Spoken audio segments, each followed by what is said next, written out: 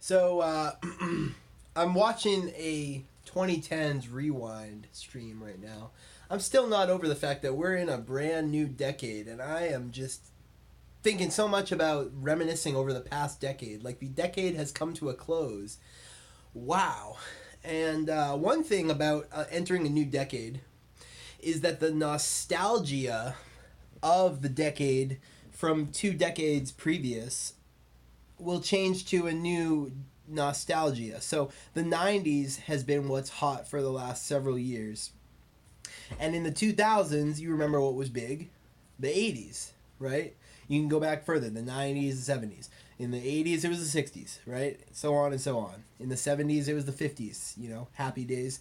Yeah, I've thought about this shit. So the nostalgia coming up is going to be the 2000s, which I am so ready for, right? However, the 90s nostalgia is going to go away. We're going to see that, not yet, but in the next couple of years, we're going to see that start to rapidly fade, and we're going to see a new era of nostalgia, which is the 2000s. And in the 2000s, 80s nostalgia was what first got me obsessed into my love affair with the 80s, especially the late 80s, but just the 80s in gen. And you might think that I'm disappointed that the 80s are no longer the subject of nostalgia, but I was thinking about it, and I actually kind of like that, because now you don't have to, you do have to love the 80s to love the 80s. Think about it. You can't just like the 80s anymore because they're trendy, right? Because they're not. So now if I meet somebody and they're talking to me about some 80s songs, some old school Madonna, some old school Paula Abdul, Janet Jackson, new Bobby Brown, New Kids on the Block, all that stuff.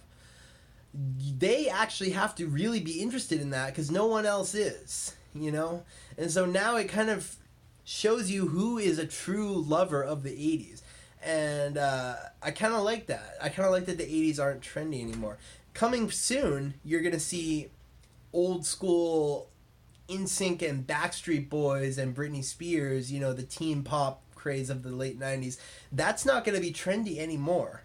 And so the only people that still want to talk to you about some throwback Backstreet Boys songs or jam out to you to some throwback NSYNC songs, those are going to only be the people who really love those songs. It's not just going to be someone who is listening to them because they're trendy. You know what I'm saying?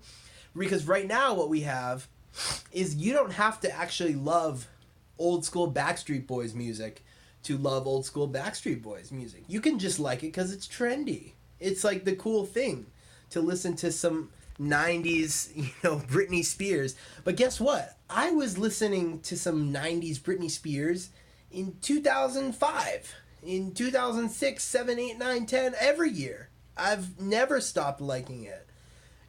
I love that music in general, no matter what era we're in.